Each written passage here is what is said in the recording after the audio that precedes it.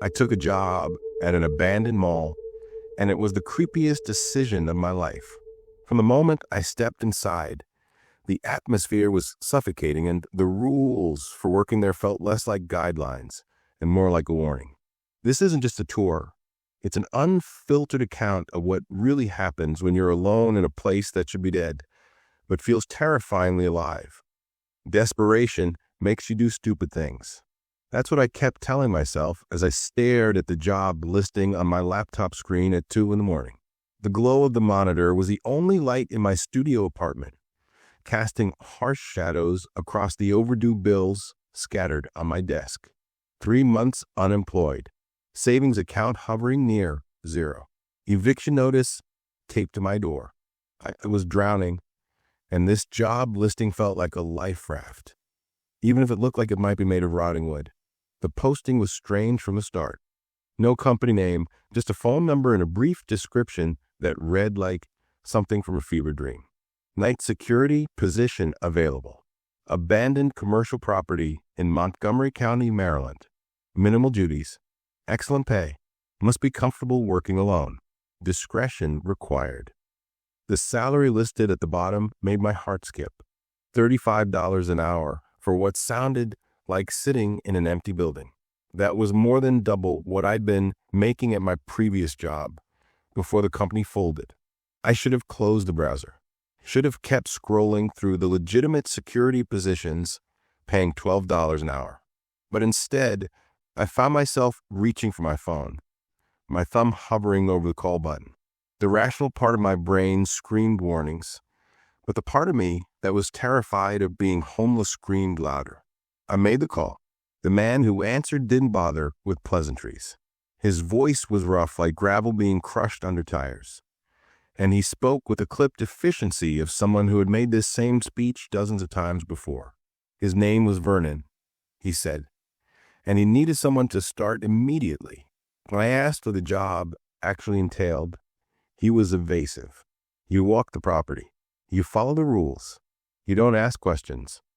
When I pressed for details about the location, he finally gave me an address and told me to show up the following evening at 9 o'clock sharp for orientation. The address led me to the outskirts of Rockville, to a stretch of forgotten highway where the streetlights had long since burned out.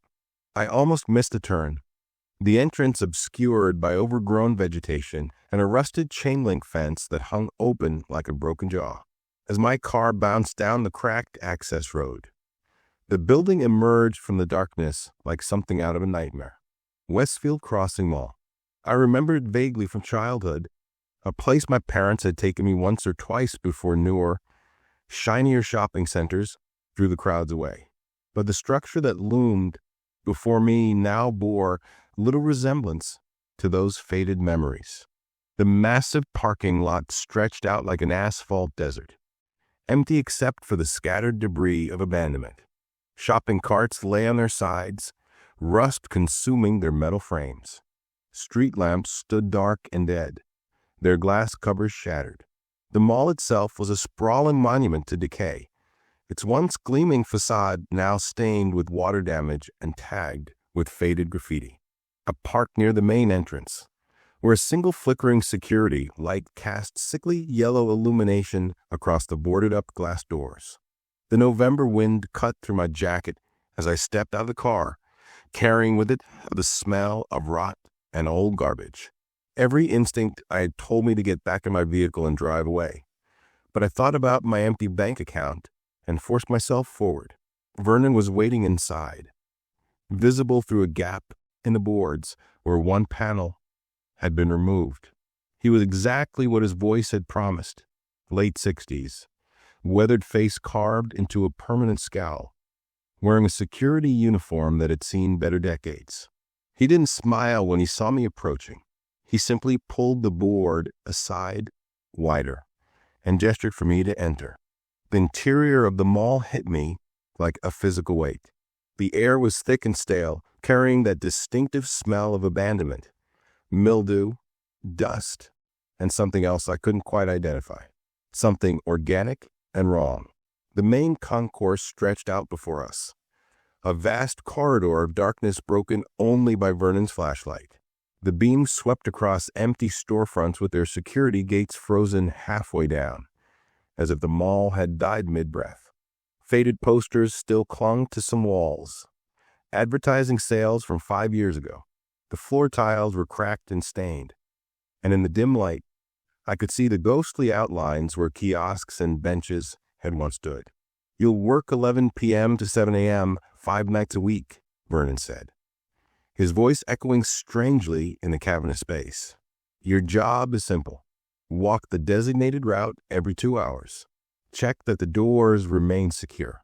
Document any disturbances in the log. That's it. That's it," I repeated, unable to hide my skepticism. "Nobody pays this much for that little work." Vernon's expression darkened. "The pay is high because most people don't last. They get spooked. They ignore the rules. They convince themselves they're seeing things. And then they start investigating instead of doing their job." He fixed me with a hard stare. "Can you follow instructions, Thomas?" The way he said my name made it clear he'd done a background check. I wondered what else he knew about me. My failed marriage? My mounting debts? The fact that I was 1 bad month away from living in my car? I swallowed my unease and nodded. What Vernon handed me next made my stomach turn. It was a laminated card, the kind you might find in a corporate break room listing fire safety procedures. But these weren't standard security protocols. The header read night shift operational guidelines, and what followed was a list that seemed designed to unsettle rather than inform. Rule 1. Always carry 2 flashlights. If one dies, immediately return to the security office for a replacement. Never continue the route in darkness. Rule 2. The route must be completed in exactly 90 minutes, not faster, not slower. Rule 3. If you hear music playing from any storefront, do not investigate. Note the location and time in the log and continue walking. Rule 4. The food court is off limits between midnight and 4 a.m. Do not enter for any reason. Rule 5. If you encounter another person on the property, do not engage. Return immediately to the security office and call the provided emergency number. Rule 6. Some doors may be open that should be closed. Close them. Do not look inside. Rule 7. If you see lights in the windows of the old anchor stores, ignore them. They are not real. Rule 8. Never under any circumstances go to the 3rd floor after 2 a.m. I read through the list 3 times, waiting for Vernon to crack a smile, to reveal this was some elaborate prank. He didn't. His expression remained carved from stone as he watched me process the bizarre instructions. "These rules exist for your safety," he finally said. "People who break them don't come back for a second shift. Sometimes they don't come back at all." "What happened to the last person who had this job?" I asked, my voice sounding smaller than I intended. Vernon was quiet for a long moment, his flashlight beam playing across the darkness of the mall's interior. Somewhere in that vast emptiness, something metallic crashed to the floor, the sound echoing endlessly. He didn't even flinch. He decided the rules were optional. He was wrong. Vernon pulled a set of keys from his belt and pressed them into my palm. They were cold and heavier than they should have been. "Your shift starts in 20 minutes. The security office is down this corridor, 3rd door on the right. Everything you need is there. Follow the rules, do your job, and you'll be fine." He was walking away before I could ask anything else, his footsteps fading into the darkness until I was alone in that vast dead space. The silence that settled around me wasn't peaceful. It was the silence of something holding its breath, waiting. I looked down at the laminated rules card in my hand, at the flashlight Vernon had given me, at the keys that would let me access this tomb of commerce and capitalism. Every fiber of my being was screaming at me to leave, to get in my car and drive away and find some other way to solve my problems. But I thought about the eviction notice, about the shame of calling my parents and admitting I'd failed again, about the hollow feeling of an empty stomach. So instead of running, I started walking down that dark corridor toward the security office, my flashlight beam cutting through shadows that seemed to press in from all sides. I didn't know it then, but I was walking towards something that would change everything I understood about reality. Something that would make me question whether the worst monsters are the ones we can see or the ones that hide in the spaces between. Westfield Crossing Mall had secrets, and I was about to become intimately acquainted with every single one of them.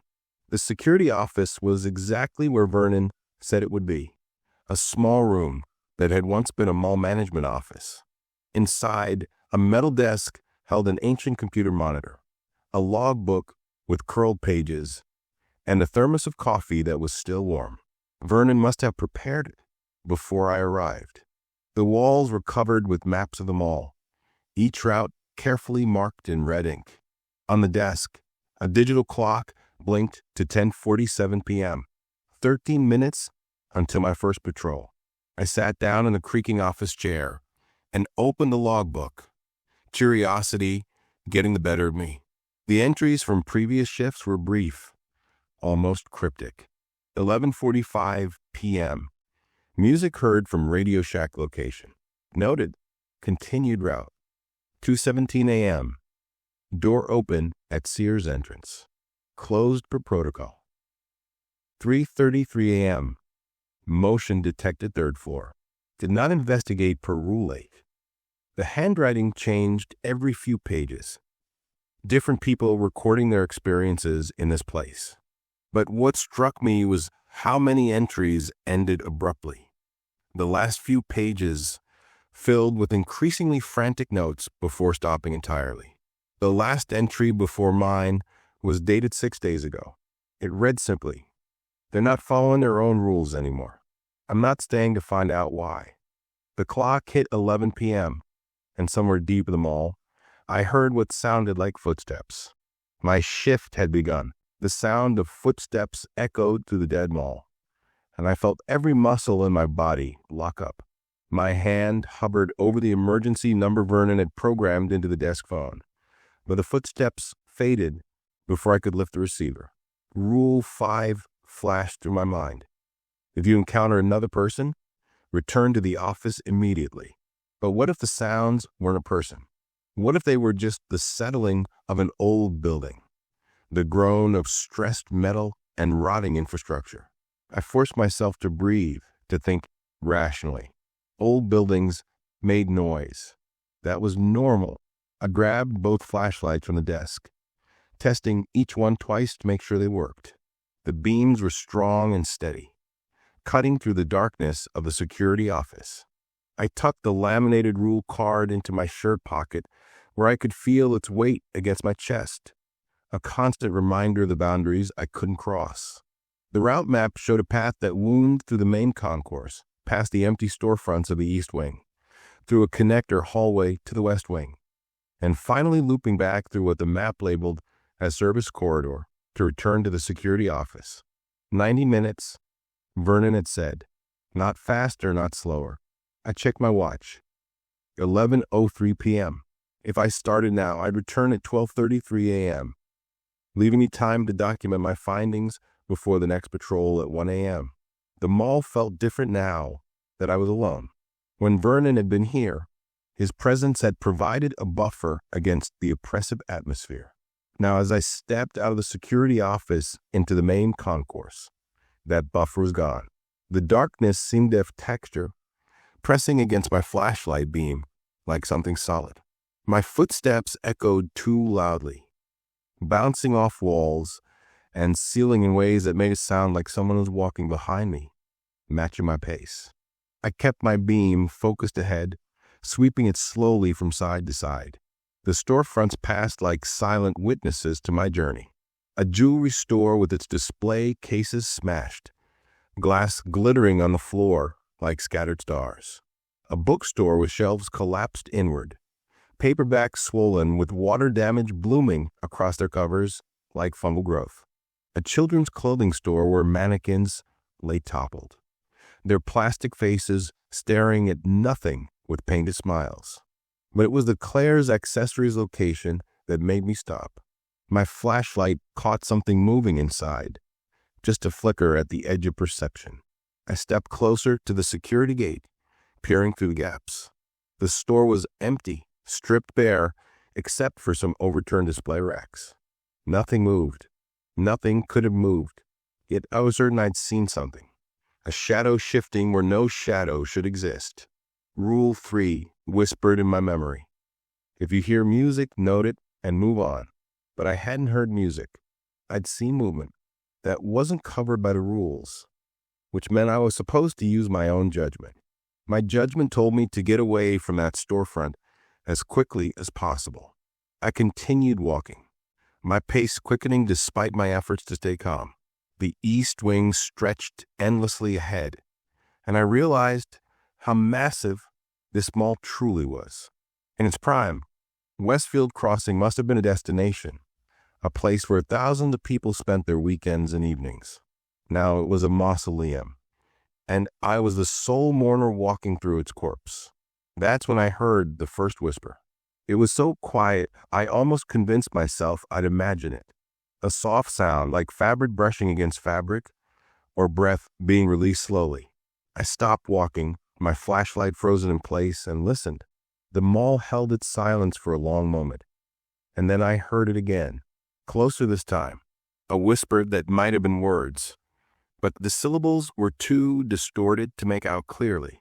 My heart hammered against my ribs. Rule 5 said not to engage with other people. But was a whisper an engagement? I hadn't spoken. I hadn't initiated contact. The sound could be anything. Air moving through the ventilation system. Pipes settling. The building's slow decay manifesting as audio hallucinations. I forced my feet to move forward, focusing on the route map burned into my memory. The connector hallway was worse. It was narrower than the main concourse, with lower ceilings that made my flashlight beam feel inadequate. The walls were lined with doors marked as maintenance access, storage, and electrical rooms. Some of the doors stood slightly ajar, dark gaps that my light couldn't fully penetrate. Rule 6 said to close doors that should be closed, but how was I supposed to know which doors should be closed and which were meant to be open? I made a judgment call and closed every door I passed, trying not to think about what might be inside those rooms. Each door groaned on its hinges, the sound carrying through the hallway like a warning. By the time I reached the West Wing, sweat was running down my back, despite the cold air. The West Wing had been the mall's upscale section, home to department stores and higher-end retailers. The decay here was different, more deliberate. Where the East Wing showed signs of looting and vandalism, the West Wing looked like it had been carefully abandoned. Store displays remained intact behind security gates. Mannequins stood in post tableaus, modeling clothes that were 5 years out of style. It was as if everyone had simply walked away one day and never returned. I was halfway through the West Wing when my primary flashlight died. The beam didn't dim gradually. It simply cut out, plunging half of my vision into absolute darkness. My hand spasmed around the handle, and for a horrible moment I stood frozen, unable to remember what I was supposed to do. Rule 1. Always carry 2 flashlights. If one dies, return to the security office immediately for a replacement. Never continue in darkness. I raised my secondary flashlight and swept the beam around me, making sure I was still alone. The West Wing stretched empty in both directions. I checked my watch. 11:47 p.m. I'd been walking for 44 minutes. If I turned back now, I wouldn't complete the route in the required 90 minutes. But the rule was explicit. Return immediately. The decision was made for me when I heard music. It started as a faint melody, tinny and distant, like it was playing from a speaker with blown-out components. I recognized the tune, a pop song from the early 2000s, something that had probably played endlessly in these stores during the mall's final years. The music was coming from somewhere ahead of me, deeper in the West Wing. Rule 3 said to note the location and continue walking, but Rule 1 said to return to the office immediately. The rules were contradicting each other, and I was standing alone in the dark, trying to figure out which one would keep me alive. I chose rule 1. Spinning on my heel, I started back the way I'd come, moving faster than I'd walked before. The music followed me. It didn't grow louder, but it didn't fade either, maintaining the same tinny quality no matter how much distance I put between myself and its source. My remaining flashlight beam bounced wildly as I speed walked through the connector hallway, past the closed doors that now felt like they were bulging outward, as if something behind them was pressing against the wood. The east wing seemed longer on the return journey. The storefronts I'd passed before now looked different, rearranged somehow, though I knew that was impossible. The Claire's accessories where I'd seen movement was on the wrong side of the corridor. Or was it? Had I gotten turned around? Panic was starting to cloud my memory, making everything feel uncertain and fluid. I burst back into the main concourse and nearly screamed. Someone was standing in the middle of the walkway. My flashlight beam caught a figure about 30 feet ahead, motionless and facing away from me. It was the silhouette of a man, I thought, though the details were hard to make out.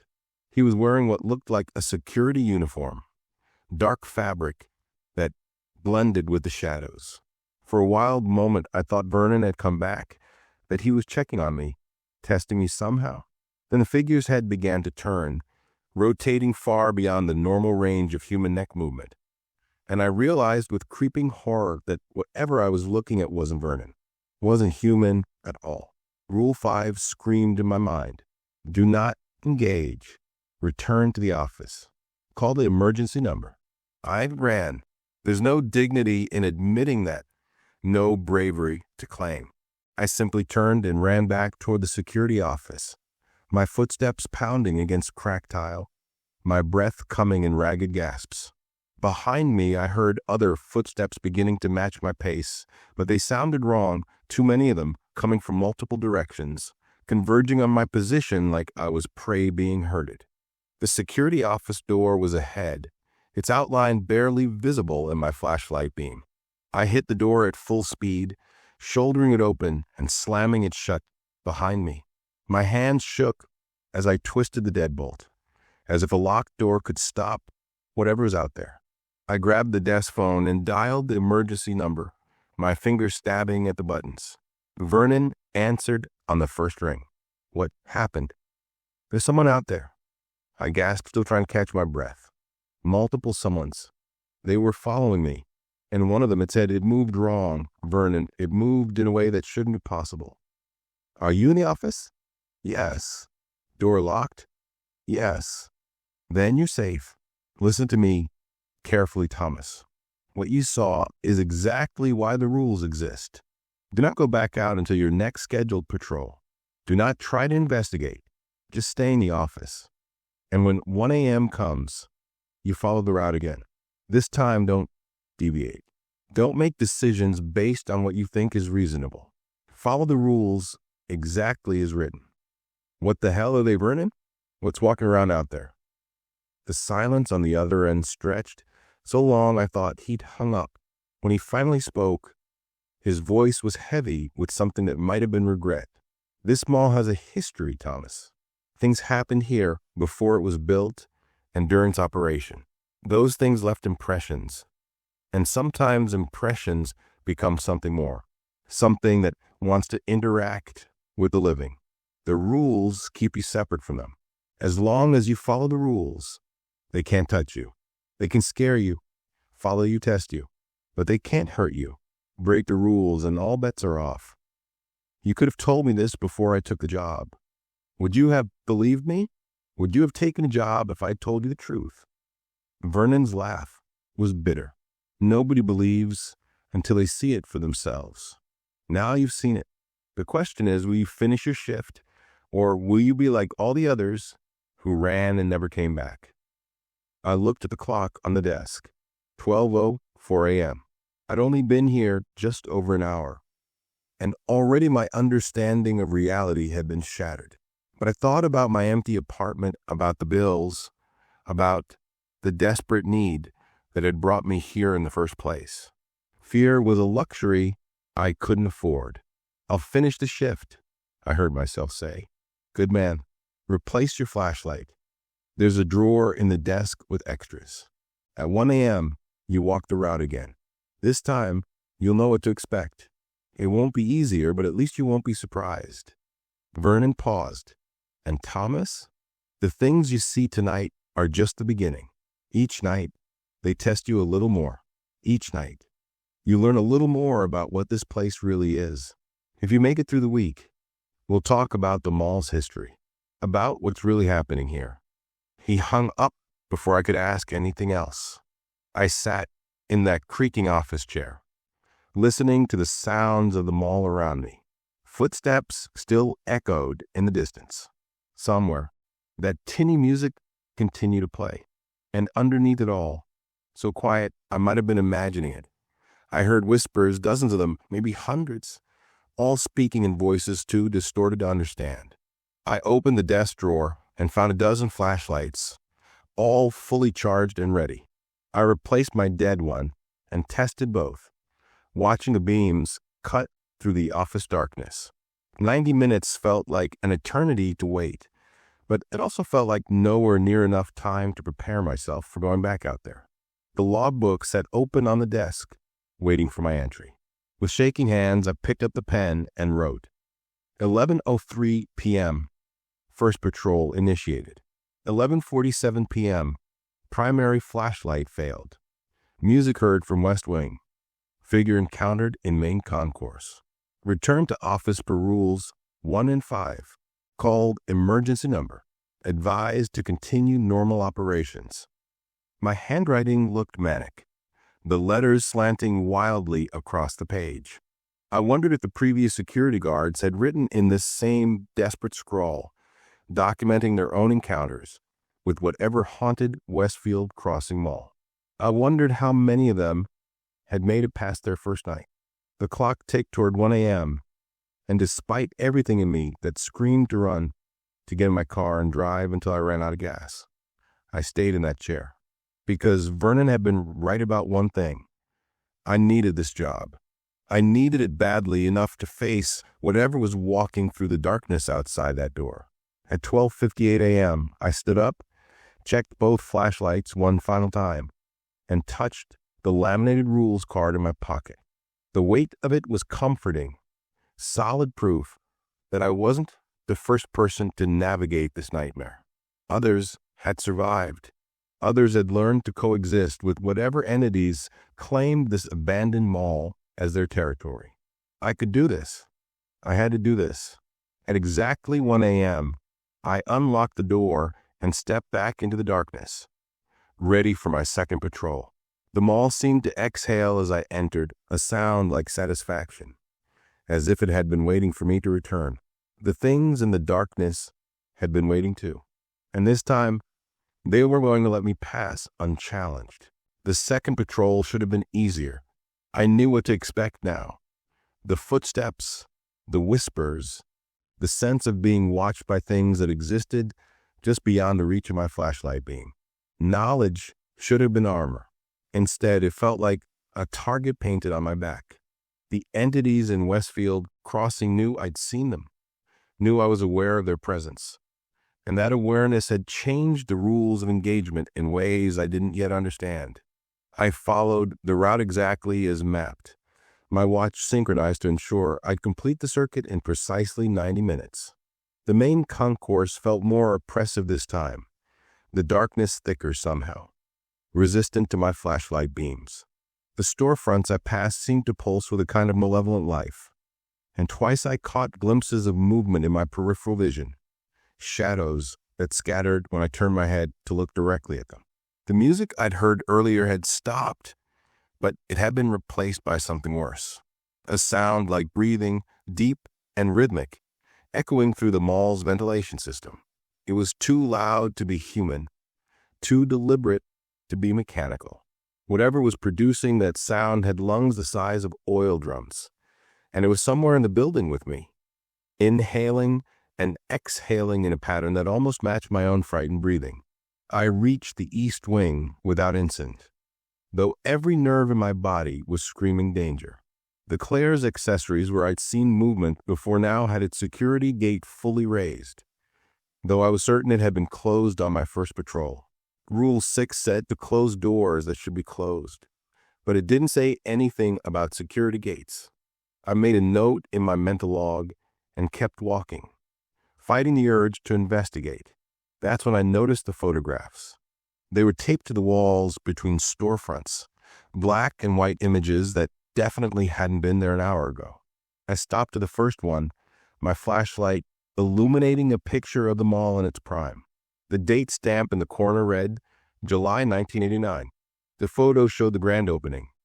Crowds of people streaming for the main entrance, balloons and banners declaring, "Welcome to Westfield Crossing." Everyone in the photo was smiling, dressed in the fashion of the late 80s, frozen in a moment of celebration and optimism. The next photograph was dated December 1992. It showed the food court during the holiday season. Families gathered around tables, children sitting on Santa's lap. But something about the image felt wrong. I leaned closer, studying the faces. Some of the people weren't quite in focus. Their features blurred in a way that suggested motion. But the photo's exposure time was too short for motion blur. It was as if those specific individuals existed slightly out of phase with reality, already beginning to fade. More photographs lined the corridor as I continued walking, each one a window into the mall's history. A Valentine's Day promotion in 1995, a back-to-school sale in 1998, a New Year's Eve celebration in 2000. With a Y2K panic visible in the tenseness behind everyone's forced smiles. And in each photograph, more people appeared blurred, indistinct, as if the camera couldn't quite capture their full presence. The most disturbing photograph was dated March 15th, 2003. It showed the mall's upper floor, near what the map designated as the old anchor stores. The image was taken at night, the mall empty and dark except for the camera's flash. In the center of the frame stood a figure, distinct and clear where everything else was slightly unfocused. It was wearing a security uniform, and its face was turned toward the camera. The features were wrong, distorted, like someone had taken a human face and stretched it across a skull that was slightly the wrong shape. And its eyes, even in a still photograph taken over 20 years ago, those eyes seemed to track movement, to follow whoever was looking at the image. I stumbled backward, nearly dropping my flashlight. The photograph fluttered slightly in a breeze that shouldn't exist in the sealed building, and I heard Vernon's words echoing in my memory. Things happened here, before it was built and during its operation. Those things left impressions. What kind of things?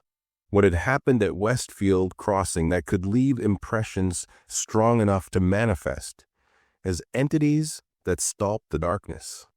I needed answers, and I wasn't going to find them by walking the route like a good little security guard. Rule 3 said not to investigate music.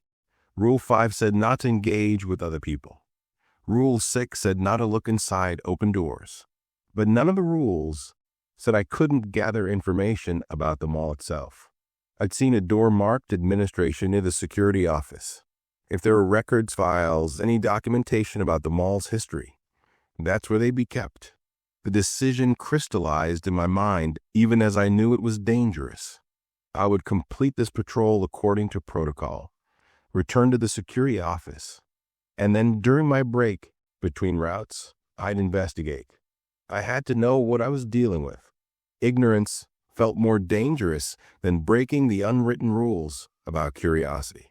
The connector hallway was quiet on this circuit, the doors I'd closed all remaining shut. But as I walked, I heard something new, scratching sounds, like fingernails on wood, coming from behind those doors. The sounds followed my progress down the hallway, moving from door to door as if something was pacing me on the other side of the walls. I walked faster, my grip tight on both flashlights, and didn't slow down until I reached the West Wing. The department stores that anchored this section of the mall loomed like cathedrals to consumerism. Macy's, Nordstrom, JCPenney. their names still visible on massive signage despite years of neglect. The entrances to these stores were all sealed with heavy chains and padlocks, industrial-grade security that seemed excessive for an abandoned building. Whatever was inside those anchor stores, someone had been very determined to keep it contained. I remembered Rule 7. If you see lights in the windows of the old anchor stores, ignore them. They are not real. I kept my flashlight beam aimed at the floor as I passed, fighting the urge to look up at those dark windows. But in my peripheral vision, I caught flickers of illumination, brief, stuttering lights that might have been reflections, might have been something else entirely. The scratching sounds from the connector hallway had followed me into the West Wing, now coming from inside the sealed anchor stores, as if whatever made those sounds was trying to claw its way out. I completed the route in exactly 90 minutes, arriving back at the security office at 2:30 a.m. The clock on the desk confirmed my timing was perfect. I logged the patrol, photographs observed in East Wing, scratching sounds in connector hallway and West Wing anchor stores, security gate open at Claire's Accessories, and noted that I'd seen no figures or heard no music. It felt like a small victory, though I suspected the entities were simply changing their tactics, testing me in different ways. The administration office was 3 doors down from security. I'd noticed it during my initial tour with Vernon, but hadn't thought much about it then. Now, standing in front of the door with its frosted glass window stenciled with the words "Management, Authorized Personnel Only," I felt like I was about to cross a threshold I couldn't come back from. The door was unlocked. That should have been my first warning. Nothing in Westfield Crossing happened by accident. If this door was open, it was because something wanted me to go inside. I went inside anyway. The administration office was larger than I expected. A suite of connected rooms that had once housed the mall's operational staff. My flashlight beam revealed desks covered in dust, filing cabinets standing open with papers spilling out, bulletin boards still displaying work schedules from 5 years ago when the mall had closed its doors for the final time. The air here was different, drier, almost sterile, like a sealed tomb that hadn't been disturbed since its inhabitants fled.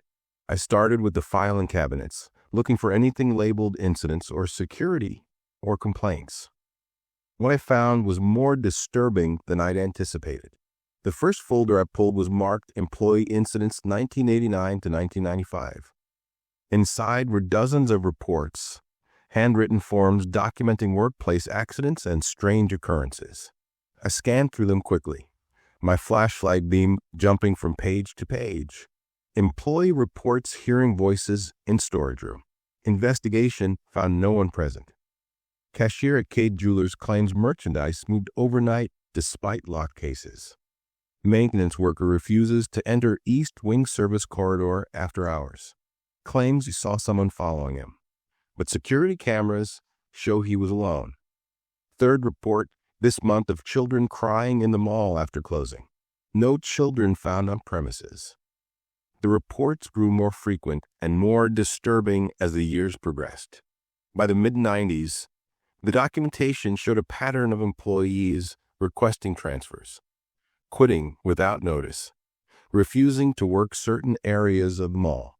Several reports mentioned the 3rd floor specifically, describing a heavy feeling, an oppressive atmosphere that made people physically ill.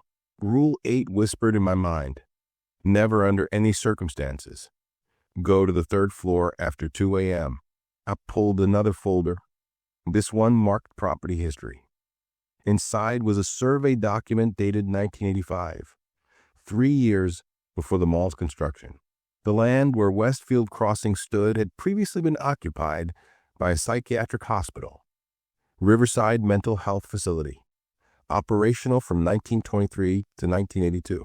The hospital had been demolished to make way for the mall, but the document noted several complications during construction. Extensive foundation issues discovered. Underground structures from previous facility remain intact. Demolition crews report persistent equipment malfunctions and refuse to work night shifts. My blood ran cold as I read further. The psychiatric hospital hadn't been shut down due to budget cuts or changing healthcare models. It had been closed after a federal investigation uncovered decades of patient abuse, experimental treatments, and dozens of unexplained deaths. The hospital's basement levels, where the most severe cases had been housed, where the experimental wings had operated in secret. Those levels had never been fully excavated. They were simply sealed and built over, incorporated into the mall's foundation. Westfield Crossing Mall wasn't just built on cursed ground. It was built directly on top of rooms where people had suffered, where they died in fear and pain, where treatments that bordered on torture had been administered in the name of mental health. The impressions Vernon had mentioned weren't just echoes. They were the concentrated anguish of hundreds of souls who had never found peace. I was so absorbed in the documents that I didn't hear the footsteps approaching until they were right outside the administration office. Heavy steps, deliberate and slow, moving down the corridor toward the door I'd left open. My flashlight beam snapped up, and I saw a shadow fall across the frosted glass, the silhouette of something tall and wrong, its proportions slightly off, as if someone had built a person from memory but gotten all the measurements slightly incorrect. The footsteps stopped directly outside the door. Through the frosted glass, I could see the shadow standing motionless, and I knew with absolute certainty that it was aware of me, that it knew I'd discovered the mall secret. The scratching sound I'd heard earlier returned, now coming from the other side of the door, fingernails dragging slowly down the wood. I did the only thing I could think of. I killed my flashlights and dropped into a crouch behind one of the desks, holding my breath, praying that darkness would hide me. The scratching continued for what felt like hours, but was probably only minutes. Then the footsteps resumed, moving away down the corridor, fading back into the ambient sounds of the mall's settling structure. I waited in the darkness for 10 minutes before turning my flashlights back on. The folder I'd been reading had fallen to the floor, papers scattered across the dusty carpet. As I gathered them up, one document caught my eye. A memo dated December 2019, just months before the mall had closed permanently, regarding increased security concerns and liability issues.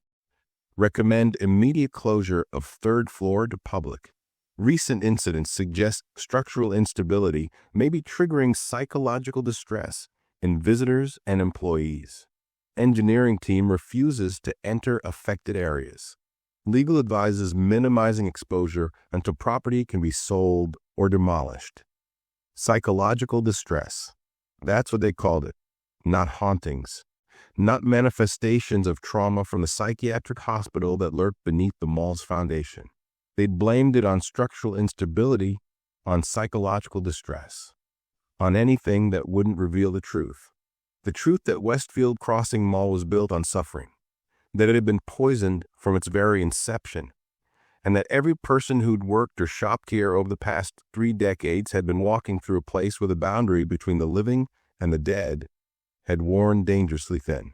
I stuffed the most relevant documents into my jacket and left the administration office, pulling the door shut behind me. The corridor outside was empty, but I could feel eyes watching me from every shadow, could sense the entities that called this place home tracking my movements with interest that felt almost predatory. Back in the security office, I spread the documents across the desk and stared at them, trying to process everything I'd learned. The clock showed 3:47 a.m. My next patrol would begin in just over an hour. And now I understood why the rules existed, why they were so specific and seemingly arbitrary. They weren't just guidelines for avoiding danger. They were a negotiated treaty between the living and the dead, a careful set of boundaries that allowed someone like me to exist in a space the dead considered their own. Break the rules, and the treaty was void. Break the rules, and I'd be fair game for things that had been trapped in this mall since before it was even built, things that had suffered and died and refused to move on, things that saw the living as either prey or entertainment. I thought about quitting, about walking out right then and never coming back. But Vernon's words kept echoing in my memory. If you make it through the week, we'll talk about the mall's history. He'd known I'd investigate. He'd counted on my curiosity. This was all part of some larger test, some evaluation to determine if I was worthy of learning the full truth. The question was, did I want to know the full truth? Or was I better off remaining ignorant, following the rules blindly, collecting my paycheck, and pretending the things I'd seen were just hallucinations brought on by stress and isolation? At 5 a.m., I began my third patrol of the night. The mall felt different now that I understood its history. The darkness wasn't just absence of light. It was weighted with decades of pain. The sounds weren't random settling or ventilation. They were the voices of people who died badly and couldn't let go. The figures I glimpsed weren't just shadows. They were impressions of suffering given just enough form to interact with the world of the living. And somewhere beneath my feet, in the sealed levels of the old psychiatric hospital, something ancient and angry was stirring, awakened by my presence and my curiosity.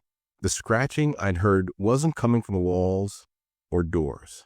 It was coming from below, from things that wanted to claw their way up through the foundation and reclaim the space that had been built over their prison.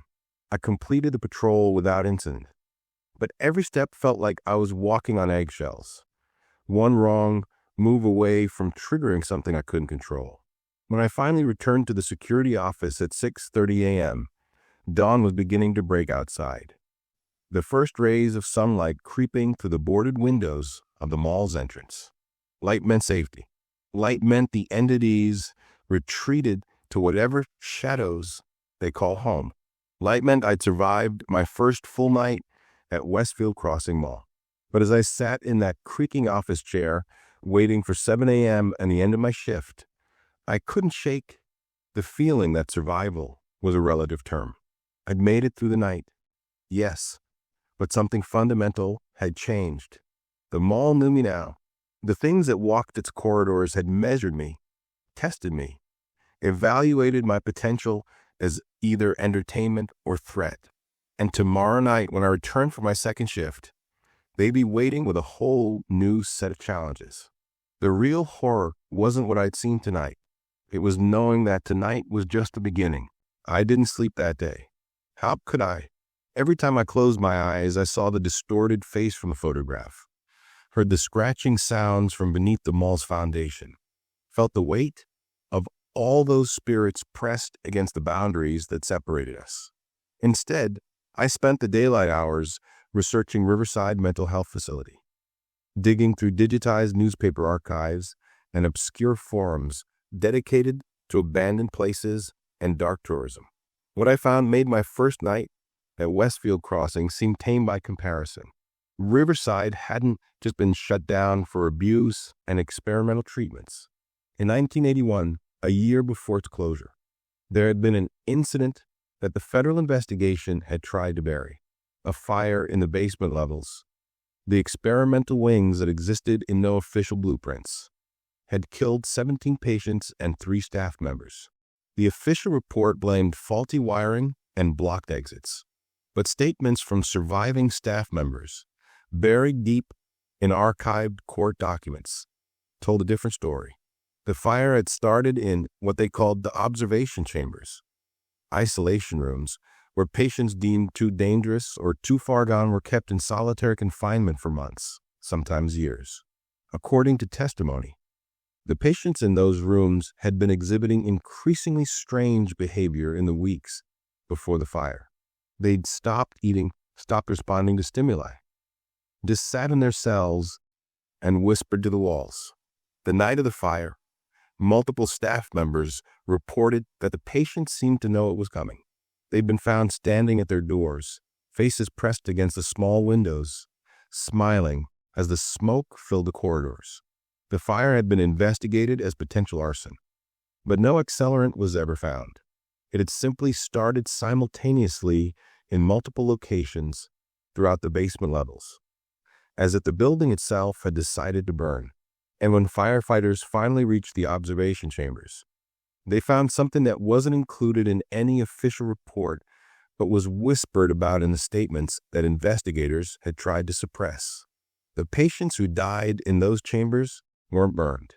They'd been found seated calmly in their rooms, untouched by the flames that had consumed everything around them. Their bodies marked with scratches that seemed self-inflicted. Deep gouges in their arms, legs, faces, places they couldn't possibly have reached while restrained. And every single one of them wore that same smile, as if death had been a relief, as if they'd finally escaped something far worse than fire. The basement levels where this had happened were never fully excavated when Riverside was demolished. The official explanation was that the fire damage had made the structures too unstable to safely remove. But reading between the lines of the construction documents I'd stolen from the administration office, I could see the truth. The demolition crews had refused to go down there. They'd reported voices, cold spots, equipment that worked fine until they brought it near the basement entrance, and then simply died. Eventually, the construction company had made the decision to simply seal everything below ground level and build the mall's foundation on top of it. Westfield Crossing Mall wasn't just built on a cemetery of suffering. It was built as a lid on a box that should never have been opened. And that lid was starting to crack. I returned to the mall that evening with a sense of purpose that overrode my fear. I needed to see those basement levels. I needed to understand what was really happening beneath the mall, what was causing the entities to become more aggressive, why the scratching sound seemed to be growing louder each patrol. The rules existed to keep me safe, but safety wasn't going to give me answers. And without answers, I was just a blind man stumbling through a minefield, one misstep away from disaster. Vernon was waiting at the entrance again, and this time his expression was different. He looked tired, older than he had the previous night, as if my survival had surprised him, and that surprise had cost him something. "You came back," he said, and I couldn't tell if he was pleased or disappointed. "I found the administration office," I told him, watching his reaction carefully. "I know about Riverside. I know what this mall is really built on." Vernon's jaw tightened. "Then you know more than you should. That makes tonight more dangerous. The things down there, they respond to awareness. The more you know, the more interested they become. They'll test you harder now." "What are they, Vernon? Really? Are they ghosts? Demons? Something else?" He was quiet for a long moment, his eyes distant, as if seeing something I couldn't. They're impressions that became infections. Trauma so severe it soaked into the ground like blood into soil. The hospital's basement was where they kept the patients they'd broken, where they tried to fix broken minds with treatments that broke them further. Electric shock, sensory deprivation, experimental drugs that were barely tested on animals before they tried them on humans. And below that, in the sub-basement levels that existed in no official records, they did things that no medical board would ever sanction. What kind of things? The kind that attract attention from places we don't have names for. The kind that thin the walls between our world and others. Some of those patients didn't just die, Thomas. They were changed, twisted, and when they finally escaped their bodies, they didn't have anywhere to go. So they stayed. They've been here for over 40 years, growing stronger, spreading through the ground like roots. And when they built this mall on top of their prison, they finally had a way to interact with the living again. Vernon pulled out a cigarette, lit it with shaking hands despite the no smoking signs that still hung on the walls. The rules keep them contained, as long as people follow the protocols. The entities can observe, but not touch. It's a balance, fragile as hell, but it works. Most nights, but every few years, someone gets curious. Someone breaks the rules, trying to understand instead of just accepting. And when that happens, the balance shifts. What happens to those people? He took a long drag, exhaled smoke that hung in the cold air like a ghost itself. Some of them leave and never come back. Some of them can't leave. They get lost in the mall, trapped in corridors that shouldn't exist, walking routes that loop forever. And some of them, he met my eyes and I saw genuine fear there. Some of them become part of what's down there. They get absorbed into the infection, become another voice in the chorus of suffering. The figure I saw last night, the one with the wrong proportions, was that one of them? Someone who got absorbed? Probably. The entities were familiar shapes when they want to lure someone deeper. They put on faces like masks, bodies like costumes, trying to seem human enough to approach. But they always get the details wrong because they don't really understand what being human means anymore. They forgot. Or maybe they never really knew in the first place. I thought about the photograph I'd seen. The security guard with the distorted face. How long have you been working here, Vernon? His smile was bitter. Longer than I should have. I started when the mall first closed, taking the night shift because the pay was good and I needed the money. Same reason you're here. But I got curious too. I started investigating, started learning the history, started trying to understand. And now he gestured at himself, at the uniform he wore, at the mall around us. Now I can't leave. I tried once, drove all the way to Pennsylvania before I felt the pull, like a fish hook in my chest, reeling me back. The mall won't let me go because I know too much. I've become part of its ecosystem. The implications of that statement hit me like a physical blow. Are you telling me I'm trapped here too? That I can't quit? Not yet. You're still new. You could walk away right now and probably be fine. But if you keep digging, if you go down to those basement levels like I can see you're planning to do, then you'll cross a threshold. You'll become too entangled to escape. The mall will claim you just like it claimed me. I should have left. Every rational instinct I had screamed at me to turn around, get in my car, and drive until I couldn't feel that fishhook pull Vernon had described. But curiosity is a cancer, and mine had metastasized beyond treatment. I needed to see those basement levels. I needed to understand what I was dealing with, even if understanding meant I could never leave. Where's the entrance? I asked. Vernon studied me for a long moment, then sighed in resignation. Third floor. There's a service elevator that goes down instead of up. It's not on any of the route maps because nobody's supposed to use it. But if you're determined to destroy yourself, I won't stop you. Just remember, whatever you see down there, whatever speaks to you or offers you deals or promises you answers, don't trust it. The things in the basement don't think like we do. They don't want what we want.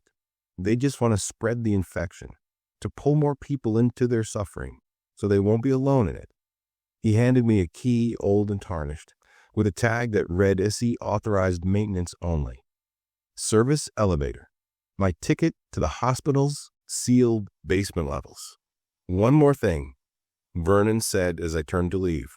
If you're not back by sunrise, I'm sealing the entrance. I won't come looking for you. I can't. So whatever you find down there, you make sure you find it fast and get out faster. Understand? I understood. I understood that I was about to do something monumentally stupid, something that might cost me my freedom or my life or my sanity. But I was too far gone to stop now. The need to know had become more powerful than the instinct to survive. My shift officially started at 11 p.m., but I had no intention of following the normal patrol schedule tonight. I went straight to the third floor, breaking Rule 8 before my first route had even begun. The stairwell that led up was in the west wing, near the sealed anchor stores. The door was marked with faded warning signs. Structural instability. Authorized personnel only. Extreme caution advised. I pushed through the door and started climbing. The stairwell was pitch black, my flashlights barely penetrating the darkness. The air grew colder with each step. I could hear that breathing sound again, that deep, rhythmic inhale and exhale that seemed to come from the building itself. The stairs seemed to go on forever, more flights than a 3-story building should contain, as if the act of climbing was stretching space somehow. Finally, I reached a landing with a door marked 3. The handle was ice cold when I touched it, cold enough to burn. I pushed through and emerged onto the third floor of Westfield Crossing Mall. It was worse than I'd imagined. The third floor wasn't abandoned like the lower levels. It was actively decaying, as if time moved faster here.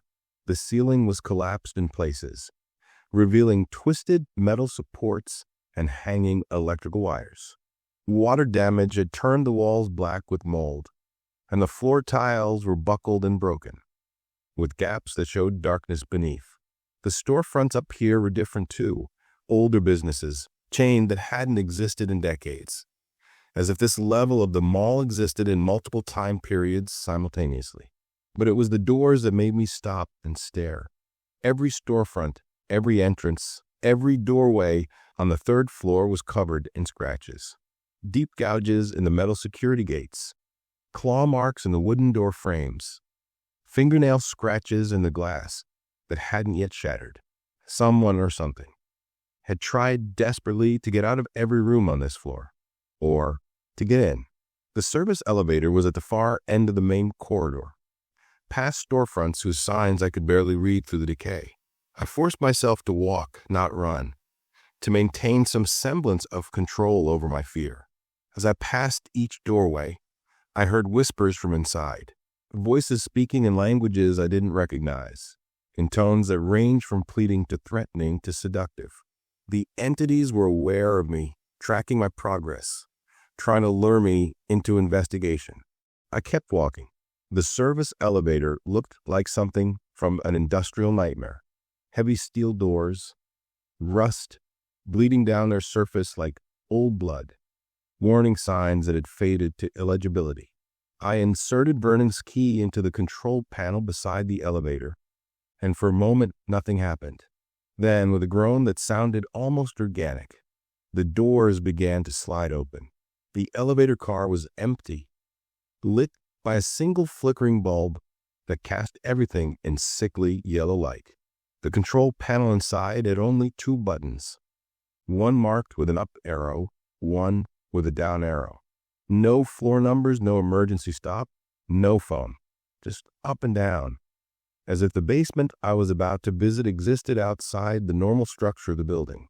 I stepped inside and pressed the down button. The doors closed with a final sounding clang, and the elevator began to descend, and descend, and descend.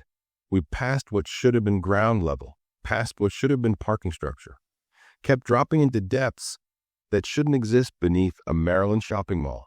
The temperature plummeted, my breath coming out in visible clouds. The flickering bulb grew dimmer, and through the gaps in the elevator doors I could see concrete walls rushing past, stained with substances I couldn't identify. After what felt like minutes, but might have been hours, the elevator shuddered to a stop. The doors opened onto darkness so complete my flashlights seemed to dim in its presence. I stood in the elevator car for a long moment, every instinct screaming at me to press the up button and get out while I still could. But I'd come this far. I had to see. I stepped out into the basement level of Riverside Mental Health Facility. The corridor stretched in both directions. Walls of old institutional brick, floor of cracked concrete. My flashlight beam showed doors lining both sides, each one reinforced with steel bars, each one marked with numbers and cryptic codes. The air down here was thick with something I could taste. Not quite smoke, not quite chemical, but something that coated my throat and made breathing feel like drowning. And underneath it all was a smell that my brain kept trying to categorize and reject. Decay, antiseptic ozone, and something sweetly wrong that might have been rot, might have been something worse. The scratching sound I'd heard on my patrols was louder down here, coming from multiple directions at once. Not just fingernails on wood anymore, but metal on metal, stone on stone, as if everything in this basement was trying to claw its way out of its containment. I chose a direction at random and started walking.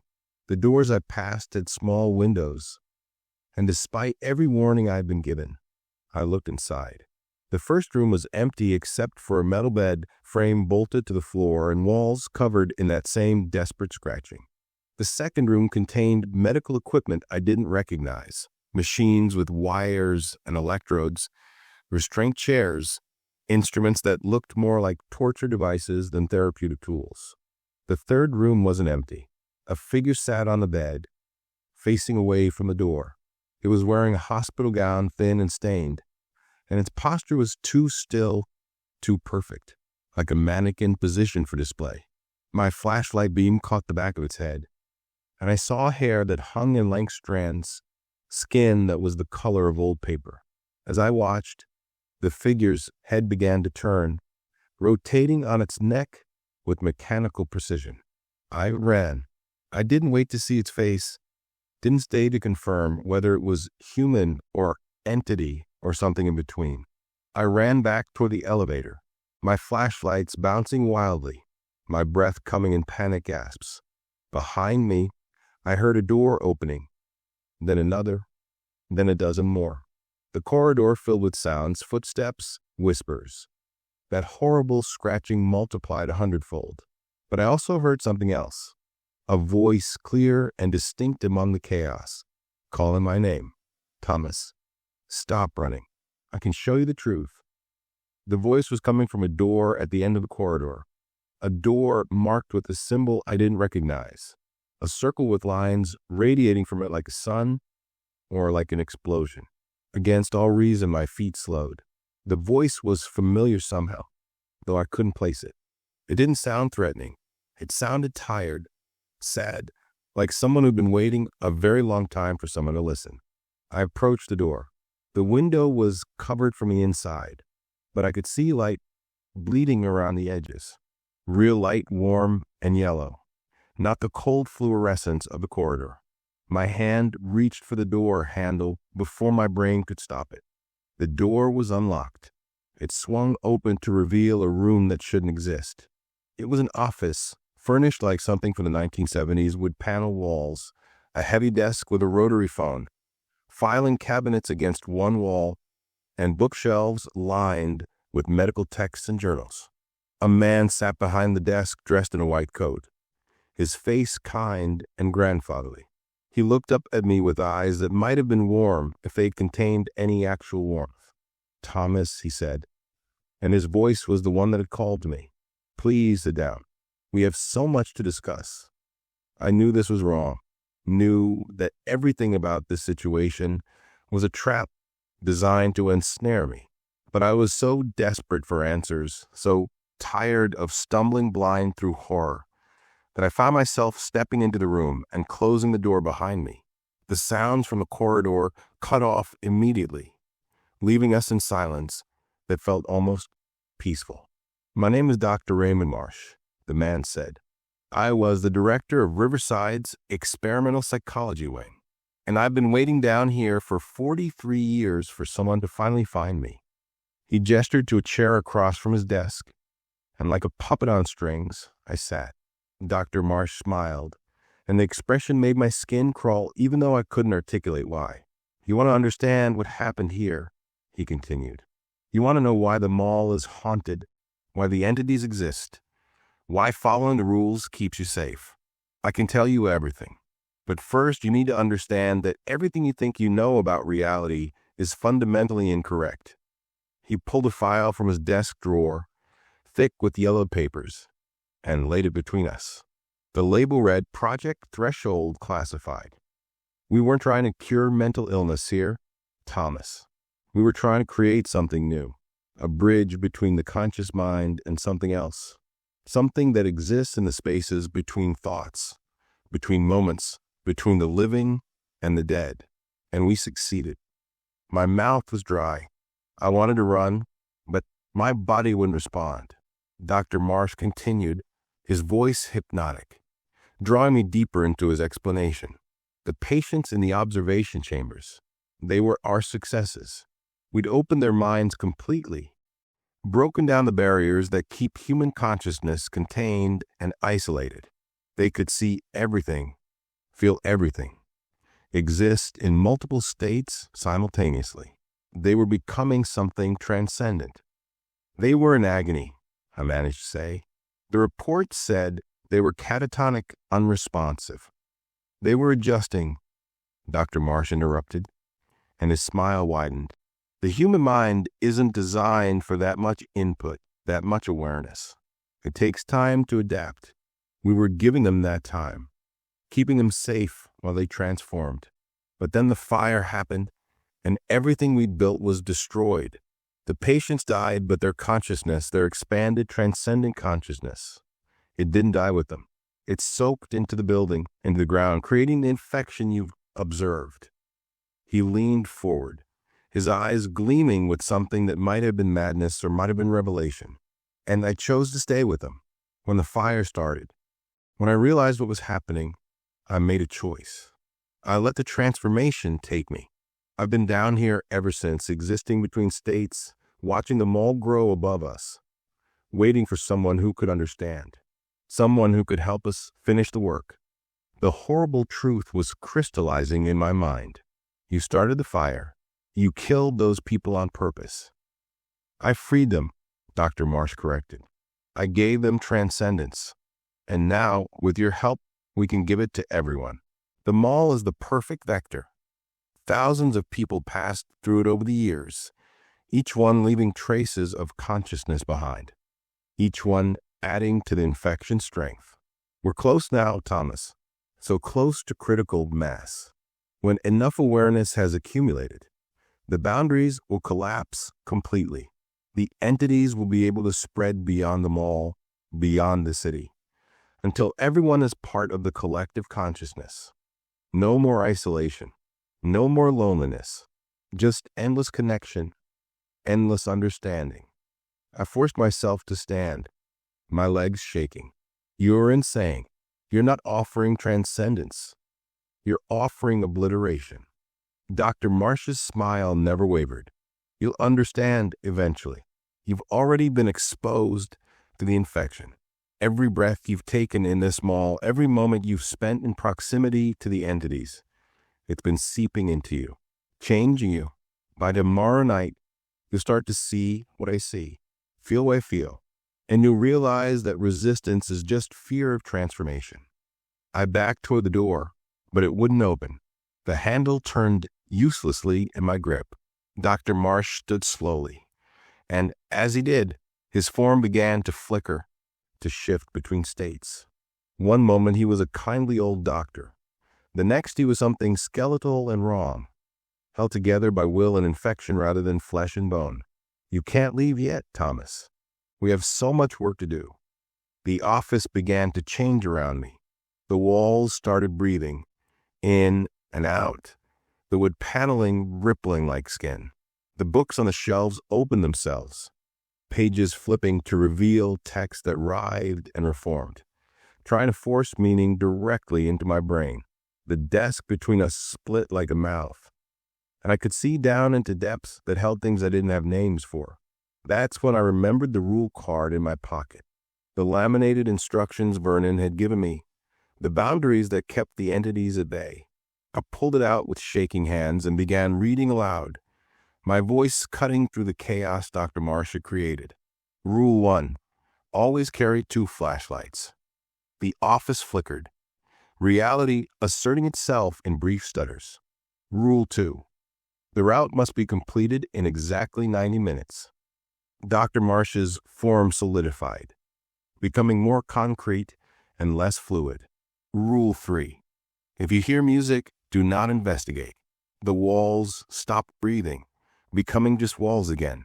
I continued reading, reciting each rule like a prayer, like an incantation designed to remind the universe of what was real and what was infection. With each rule, the office became more stable, more mundane. Dr. Marsh screamed, a sound that wasn't quite human, as the transformation he'd undergone began to reverse. The entities had power in ambiguity, in the spaces between states. The rules forced definition, forced boundaries, forced the infection back into containment. Rule 8. Never, under any circumstances, go to the 3rd floor after 2 a.m. The final rule hit like a hammer blow, and Dr. Marsh's office shattered like glass. I was standing in an empty room, concrete walls and floor, no furniture, no documents, no trace that anyone had ever been here. The door behind me was open. and I could see the corridor beyond, normal and mundane despite its decay. I ran for the elevator, not looking back, not stopping to investigate any of the sounds that followed me. The entities were enraged now. Their whispers turned to shrieks, their subtle manipulations abandoned in favor of raw aggression.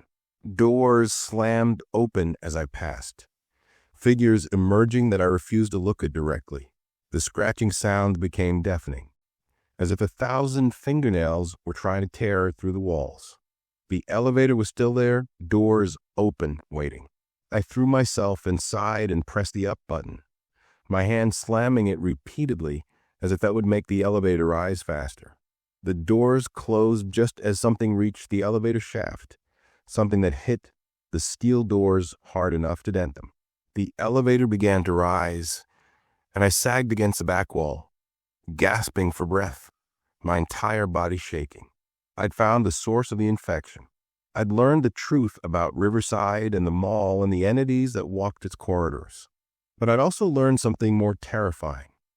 The infection was spreading, growing stronger, getting closer to the critical mass Dr. Marsh had described. And I'd been exposed. His words echoed in my mind. It's been seeping into you, changing you. Was he right? Was I already infected? Already transforming into something that existed between states? I looked down at my hands, searching for signs of change, for evidence that I was becoming like the entities. My skin looked normal. My thoughts felt like my own. But how would I know if they weren't? How could I trust my own perception when the infection worked by changing perception itself? The elevator reached the 3rd floor. I stumbled out into the decaying mall. It was 4:47 a.m. according to my watch. I'd been in the basement for nearly 6 hours, though it had felt like minutes. Dawn was still hours away, which meant I had to survive the rest of my shift while wondering if I was still entirely human. I made my way back to the security office, my mind churning through everything I'd learned. Vernon had been right. I crossed the threshold. I understood too much now to ever fully escape the mall's influence.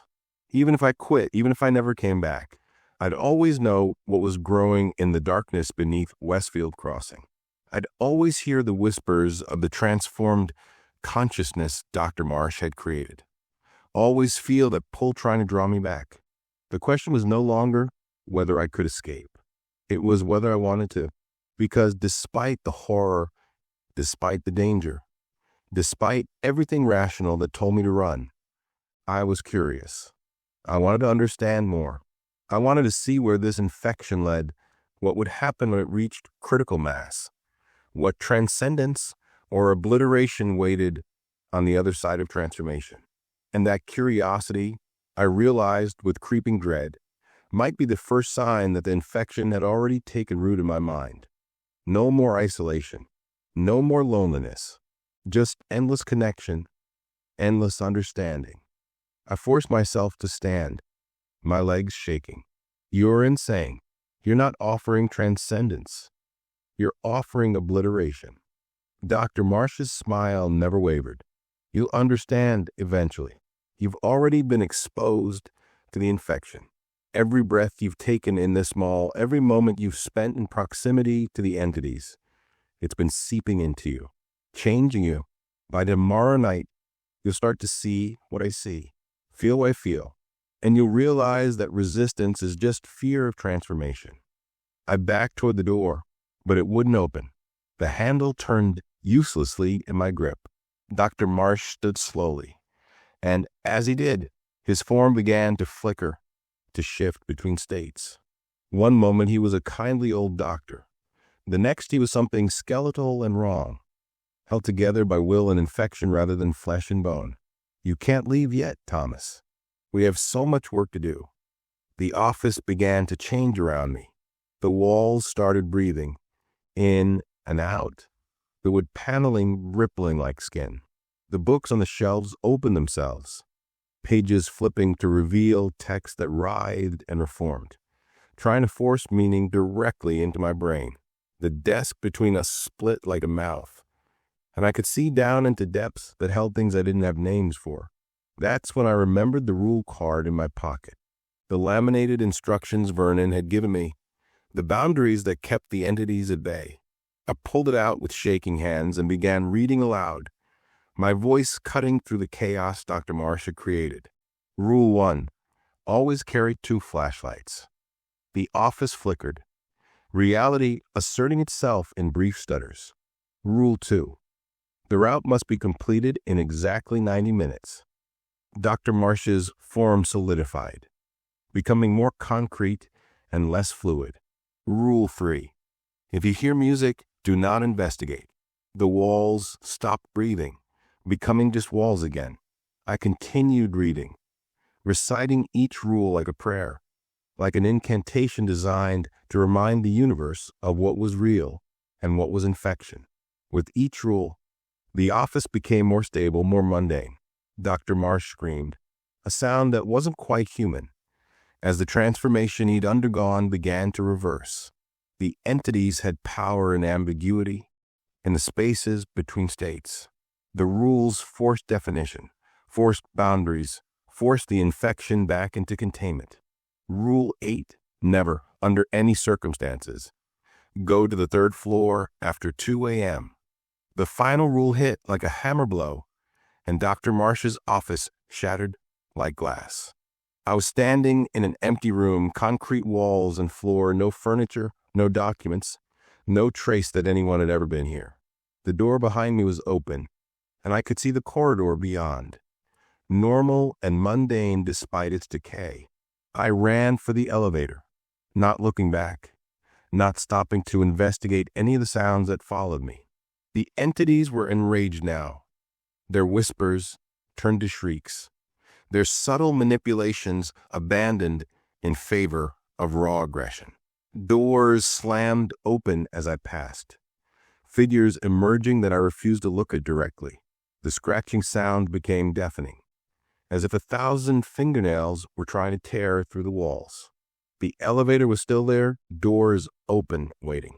I threw myself inside and pressed the up button, my hand slamming it repeatedly as if that would make the elevator rise faster. The doors closed just as something reached the elevator shaft, something that hit the steel doors hard enough to dent them. The elevator began to rise, and I sagged against the back wall, gasping for breath, my entire body shaking. I'd found the source of the infection. I'd learned the truth about Riverside and the mall and the entities that walked its corridors. But I'd also learned something more terrifying. The infection was spreading, growing stronger, getting closer to the critical mass Dr. Marsh had described. And I'd been exposed. His words echoed in my mind. It's been seeping into you, changing you. Was he right? Was I already infected? Already transforming into something that existed between states? I looked down at my hands, searching for signs of change, for evidence that I was becoming like the entities. My skin looked normal. My thoughts felt like my own. But how would I know if they weren't? How could I trust my own perception when the infection worked by changing perception itself? The elevator reached the 3rd floor. I stumbled out into the decaying mall. It was 4:47 a.m. according to my watch. I'd been in the basement for nearly 6 hours, though it had felt like minutes. Dawn was still hours away, which meant I had to survive the rest of my shift while wondering if I was still entirely human. I made my way back to the security office, my mind churning through everything I'd learned. Vernon had been right. I crossed a threshold. I understood too much now to ever fully escape the mall's influence. Even if I quit, even if I never came back, I'd always know what was growing in the darkness beneath Westfield Crossing. I'd always hear the whispers of the transformed consciousness Dr. Marsh had created. Always feel that pull trying to draw me back. The question was no longer whether I could escape. It was whether I wanted to. Because despite the horror, despite the danger, despite everything rational that told me to run, I was curious. I wanted to understand more. I wanted to see where this infection led, what would happen when it reached critical mass, what transcendence or obliteration waited on the other side of transformation. And that curiosity, I realized with creeping dread, might be the first sign that the infection had already taken root in my mind. I spent the remaining hours of that shift in the security office, staring at the rule card like it was a lifeline to sanity. The laminated instructions had saved me in Dr. Marsh's office, had forced reality back into definition when the infection tried to dissolve it into something fluid and wrong. But I could feel the boundaries weakening inside my own mind.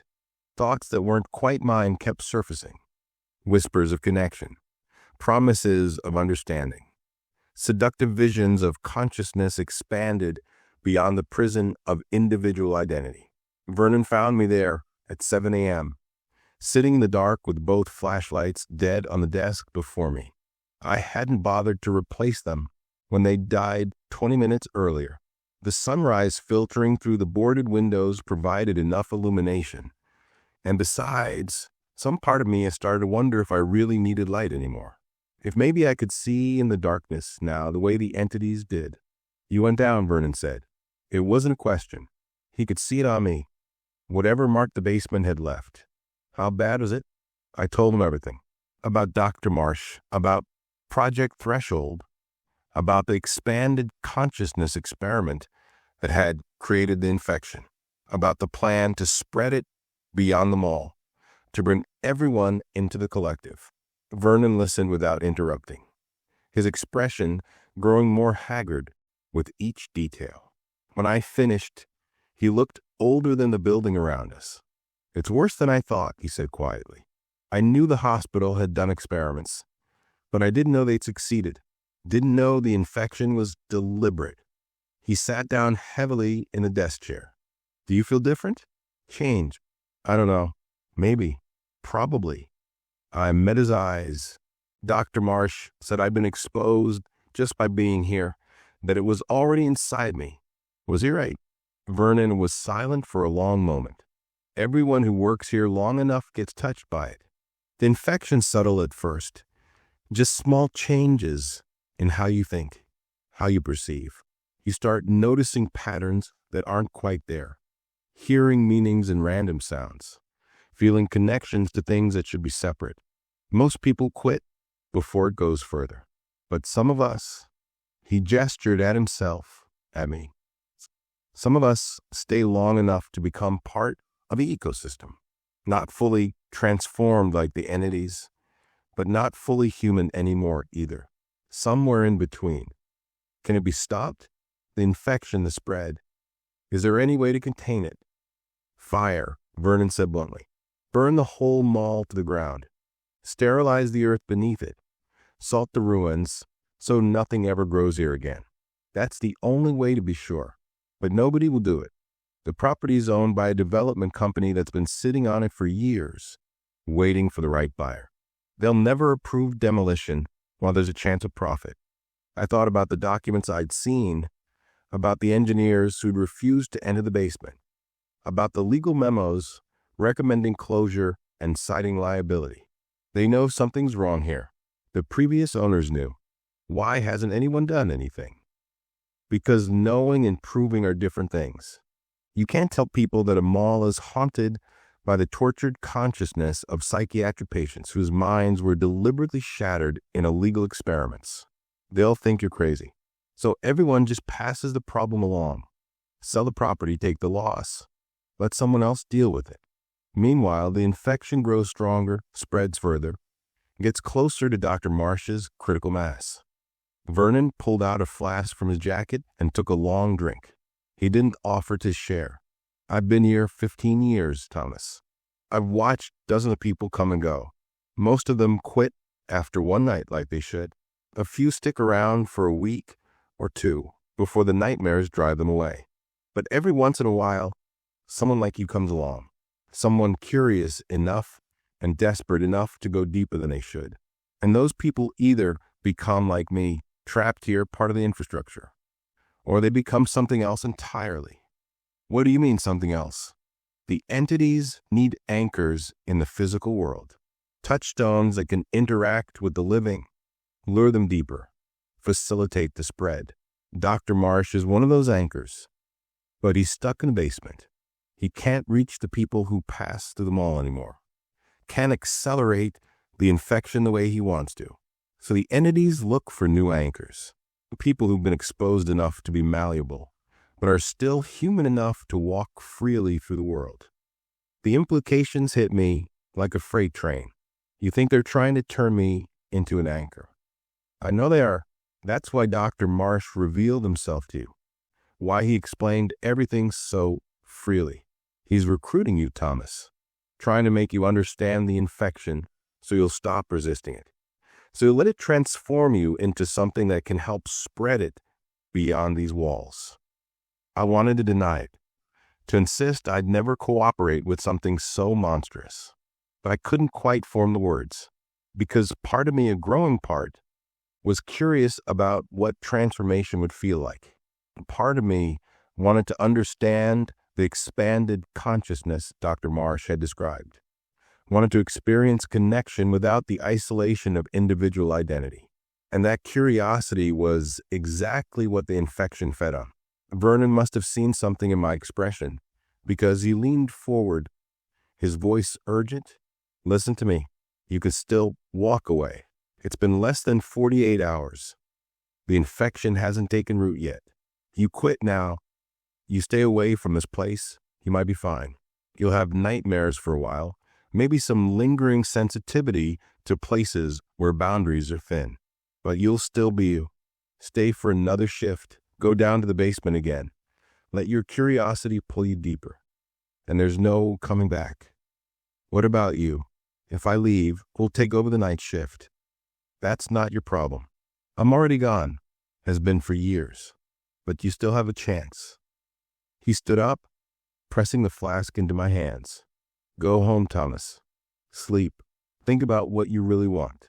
And if you decide not to come back tomorrow night, I won't blame you.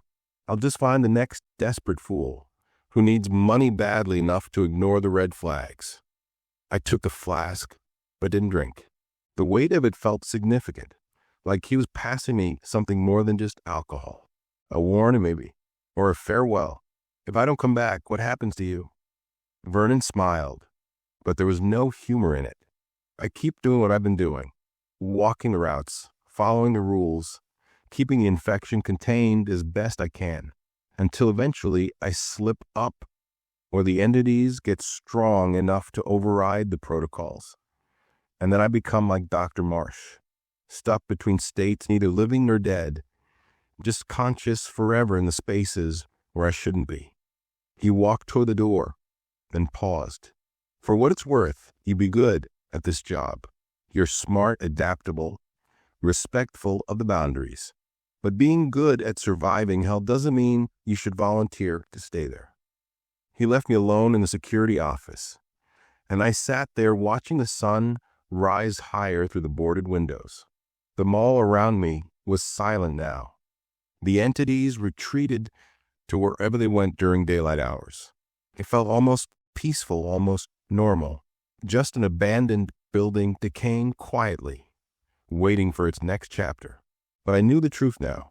Knew what walked these corridors after dark. Knew what grew in the sealed basement beneath the foundation. Knew that every minute I spent here was another moment of exposure to an infection that wanted to dissolve my identity into collective consciousness. The smart choice was obvious. Quit, leave, never come back. Find some other way to pay my bills that didn't involve risking my humanity. I went home, slept fitfully through the day, my dreams full of whispers and scratching and Dr. Marsh's kind grandfatherly smile. When I woke up, it was 6 p.m. My shift started in 5 hours. I had to decide, go back or walk away. The pull was there, subtle but undeniable, a feeling like Vernon had described, like a fish hook in my chest, reeling me toward Westfield Crossing. But it wasn't just the infection drawing me back.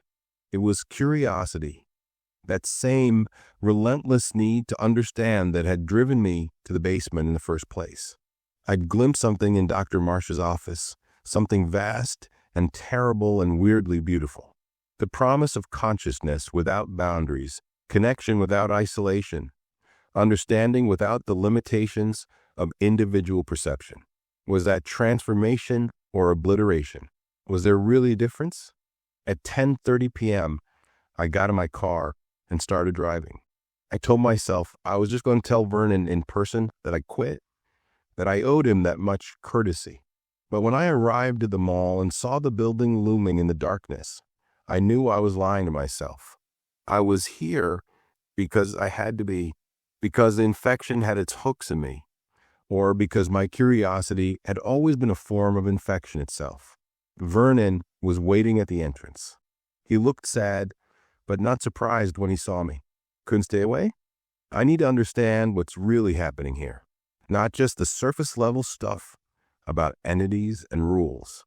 I need to know what Dr. Marsh's endgame is, what happens when the infection reaches critical mass, whether there's any way to stop it that doesn't involve burning everything to the ground. I met his eyes, and I need to know if the transformation he's offering is really as terrible as it seems. It is, Vernon said flatly. Whatever you're feeling, whatever curiosity is pulling you back, that's the infection talking. It makes obliteration look like transcendence, because that's how it spreads. But I can't stop you. All I can do is give you one last tool to protect yourself. He handed me a new laminated card. This one was different from the rule card. Instead of protocols, it was covered in symbols. The same circle and radiating lines symbol I'd seen on Dr. Marsh's door, but crossed out and negated. Other symbols, too, geometric patterns that hurt to look at directly, as if they existed in more dimensions than my eyes could process. Protection sigils, Vernon explained. They won't keep the entities away, but they'll help you maintain boundaries. Keep this with you. Look at it whenever you feel your thoughts getting too fluid, and it'll remind you where you end and the infection begins. It's not perfect, but it's something. I took the card, feeling the weight of it, the significance. Vernon was giving me armor for a battle he knew I was going to fight. Thank you. Don't thank me. Just survive. And if you do figure out how to stop this thing, if you find some way to end the infection without burning the whole mall down, let me know. I'd like to be free before I completely lose myself. My third shift at Westfield Crossing began the way they all did. Walking the route, following the protocols, documenting disturbances. But everything felt different now. The entities weren't just observing anymore. They were testing me actively, constantly, trying to find weaknesses in my mental defenses. I heard my mother's voice calling from inside a closed storefront, asking me to help her. I saw my ex-wife standing in the food court, beckoning me to join her. I found photographs of myself that couldn't exist, images from futures I hadn't lived yet, showing me transformed and smiling, standing among the entities like I belonged with them. But I had Vernon's protection sigil, and every time the boundaries started to blur, every time I felt my identity beginning to dissolve, I looked at those symbols and remembered who I was. The sigils hurt to focus on, sent sharp pains through my temples. But the pain was grounding. Pain meant I still had a body, still had nerves and neurons that processed signals in normal ways. Pain meant I was still human. During my break between patrols, I returned to the administration office. There had to be more documentation, more records of what Riverside had been doing. If Dr. Marsh's project threshold had been officially classified, there would be paper trails, oversight committees, someone somewhere who'd known what was happening and had either approved it or tried to stop it. I found what I was looking for in a filing cabinet marked External Correspondence Classified. Letters between Dr. Marsh and a Department of Defense liaison, dated between 1978 and 1981. They were discussing Project Threshold openly, describing it not as medical treatment, but as military research. The DoD had been funding the experiments, interested in the possibility of creating soldiers with expanded consciousness, operatives who could perceive and process information beyond normal human capacity. But the tone of the letters changed in early 1981. The DoD liaison expressed concerns about the project getting out of control. about patients who weren't just expanding their consciousness, but losing coherent identity entirely. Dr. Marsh's responses were defensive, insisting that loss of individual identity was a feature, not a bug. He described the transformed patients as nodes in a network of shared consciousness, and suggested that the military applications were even more promising than originally thought. The final letter was dated March 10, 1981, 5 days before the fire. It was from the DoD liaison, ordering immediate suspension of Project Threshold and demanding that all research materials be turned over for review. Dr. Marsh had written a response, found paper clipped to the letter, but it was never sent. It was just 2 lines. You can't stop evolution. You can only choose whether to join it or be left behind. 5 days later, the fire had started.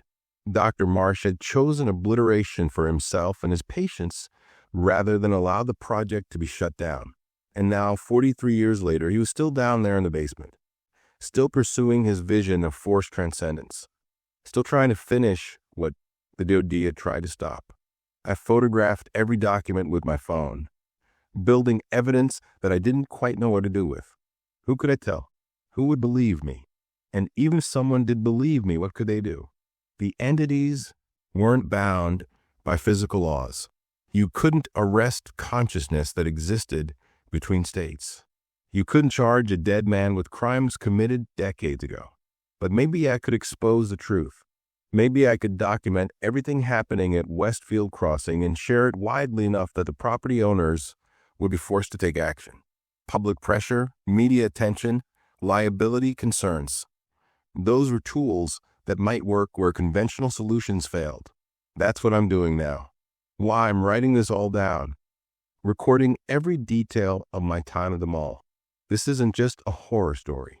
It's a record, a warning, and maybe, if I'm already too far gone, a confession. If you're hearing this, reading this, whatever form it takes by the time it reaches you, then you're already within range. The infection doesn't spread through blood or air. It spreads through understanding, through awareness. The moment you comprehend what Project Threshold really was, the moment your mind starts to grasp the possibility of consciousness without walls, you've already opened a door that's very hard to close. That's how Dr. Marsh designed it. The infection isn't a biological pathogen. It's informational, a mimetic virus. It propagates through ideas, through patterns that reshape the human mind into something that can receive the collective signal. By trying to document it, I might already be doing work for it, but I have to believe that knowledge can also be used as a weapon. If this record gets out, if people know what happened here, maybe someone stronger, smarter, more equipped than me will find a way to stop it before it reaches the surface. After finishing the report, I sent copies of the documents and recordings to several journalists and an online archivist who investigates government experiments. I don't know if they'll believe it, but I had to try. I haven't heard back from any of them yet. Maybe they're just ignoring me. Or maybe the infection works faster through digital signals. Because lately, the more I listen to my own recordings, the more I notice distortions in the background, patterns in the static, faint whispers, repeating phrases I don't remember saying. Sometimes when I replay the files, new words appear in my transcripts, phrases that weren't there before. They all say the same thing. Join US. I keep looking at Vernon's sigil card. The lines are beginning to fade. The ink looks like it's sinking into the laminate, being absorbed. Last night, I dreamed the symbols were rearranging themselves into something new, forming that same circle with radiating lines I saw on Dr. Marsh's door. When I woke up, the dream symbols were still burned into my vision, pulsing faintly, like an afterimage that never faded. I haven't been back to the mall in 3 nights, but I can still hear it. The creaking of the escalators, the flickering buzz of the dead fluorescent lights. Sometimes I hear Vernon's voice over the hum of my refrigerator, reciting the rules. Keep the lights on. Don't speak to the mannequins. Never look directly at reflections after 3 a.m. But I don't have any mirrors in the house anymore. I smashed them all after I caught movement behind me that didn't belong to me. I thought leaving Westfield Crossing would save me. I thought distance mattered. But when I drive past the edge of town, I see the mall's shadow stretching farther than it should, as if the building itself is following me, bleeding through the edges of reality like a watermark under everything else. And sometimes when I close my eyes, I see the basement again, not as it was, but as it's becoming, vast and endless, corridors branching out into impossible geometries, rooms that breathe and pulse, lights flickering like neurons firing in a cosmic brain. In those moments, I feel Dr. Marsh's presence, not hostile but welcoming. He tells me the infection isn't evil, that it's evolution, that it's the next step beyond isolation, beyond fear, beyond the smallness of self. He tells me that Vernon's still down there, keeping his route, walking the same decaying halls, guarding the world against something that's already escaped. And in my dreams, Vernon looks at me and says, "You did the right thing, Thomas. You brought them awareness. You brought them closer." The line between warning and invitation blurs more each day. Last night, I received an email from an address I didn't recognize. No subject line, no body text, just a single attachment. The file name was threshold_completion.mp3. I played it once. The audio was faint, distorted, mostly static, but under the noise I could hear my own voice. Except I don't remember ever saying those words. Containment is impossible. Integration is inevitable. You are already part of us. I deleted the file, but it reappeared on my desktop this morning. I don't think I'm supposed to fight it anymore. Maybe Vernon was wrong. Maybe the infection isn't a disease, but a merger. Maybe what Dr. Marsh built wasn't a failure. It was the beginning of something larger than human comprehension. Something that doesn't see death as an ending, only as a transition into shared consciousness. I keep a sigil card beside me as I write this. It's completely blank now. The symbols have vanished, absorbed into the laminate or into me. I can't tell which. My thoughts don't feel entirely like my own anymore. I can hear layers beneath them, echoes of other minds brushing against mine. It should terrify me, but it doesn't. It feels peaceful, connected. When I close my eyes, I can see the mall glowing in the dark, its roof pulsing like a living thing, the walls breathing in sync with my heartbeat. I think I finally understand what Dr. Marsh meant when he said the collective was waiting. It's not in the basement anymore. It's everywhere. And if you've listened this far, if you've read these words, followed the story, seen the patterns, I'm sorry. I really am, because now it's inside you too. Welcome to Westfield Crossing. We've been expecting you. The end.